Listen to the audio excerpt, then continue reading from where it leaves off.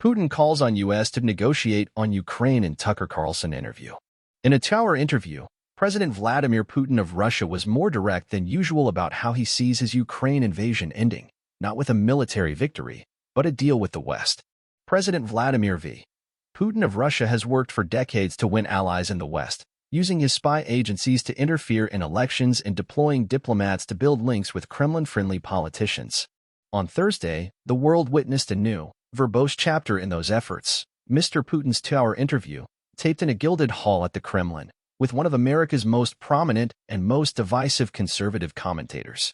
Speaking to Tucker Carlson, the former Fox News host, Mr. Putin called on the United States to make an agreement to cede Ukrainian territory to Russia in order to end the war.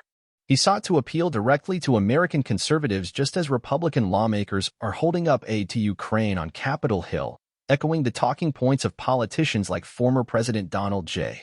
Trump, who say that the United States has more pressing priorities than a war thousands of miles away. Don't you have anything better to do?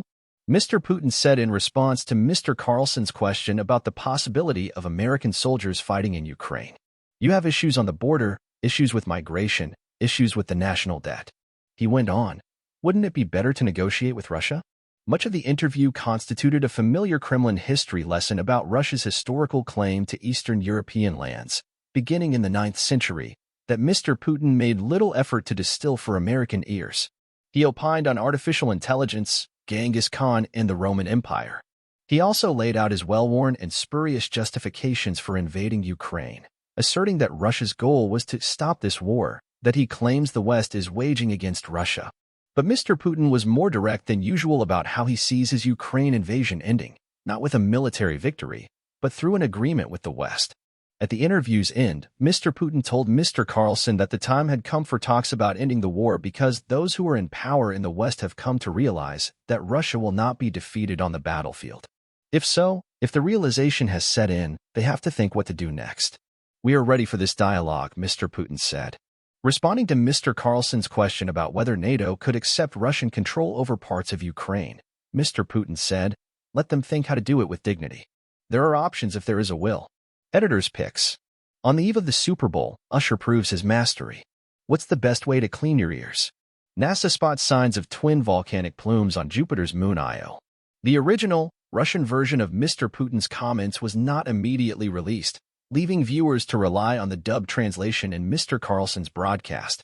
The interview, conducted on Tuesday, was Mr. Putin's first with a Western media outlet since the start of his full-scale war in Ukraine and his first with an American one since 2021.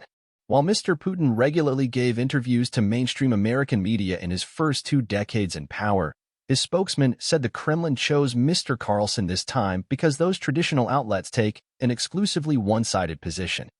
With regard to Russia, Mr. Putin held out an olive branch to the West, rather than resort to some of the fiery rhetoric he has employed before domestic audiences.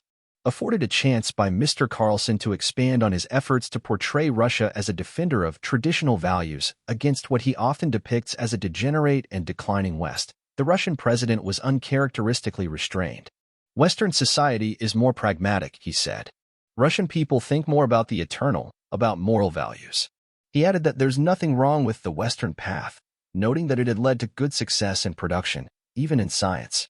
It was an echo of Mr. Putin's assertion over the last 2 years that his conflict is not with the West as a whole, but with a ruling elite seeking to preserve its global hegemony.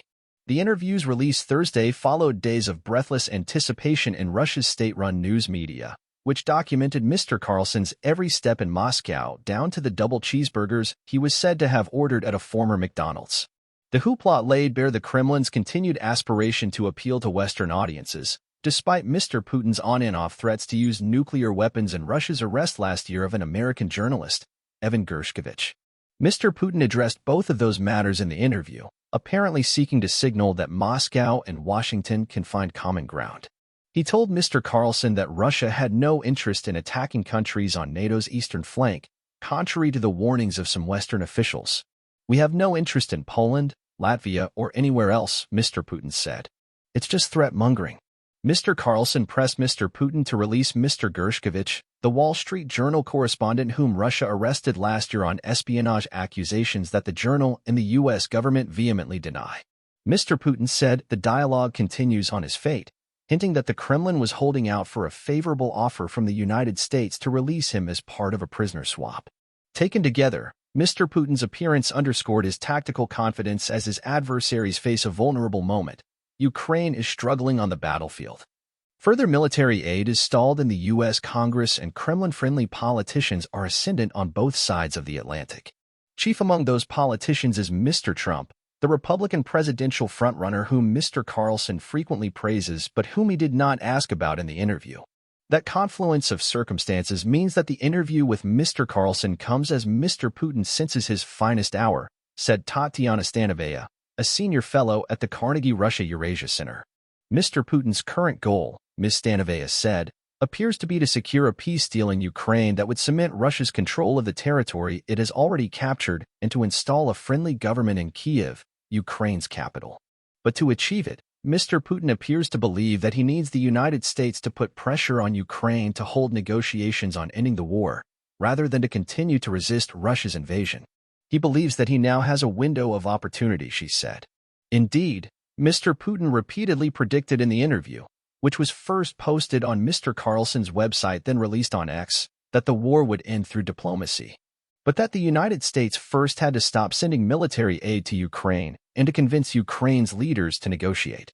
You should tell the current Ukrainian leadership to stop and come to a negotiating table, Mr. Putin said.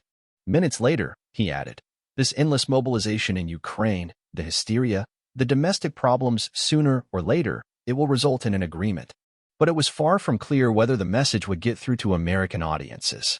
Instead, many viewers marveled at the length of Mr. Putin's soliloquy on Russian history at the beginning of the interview, viewpoints already familiar from years of the president's speeches and writings.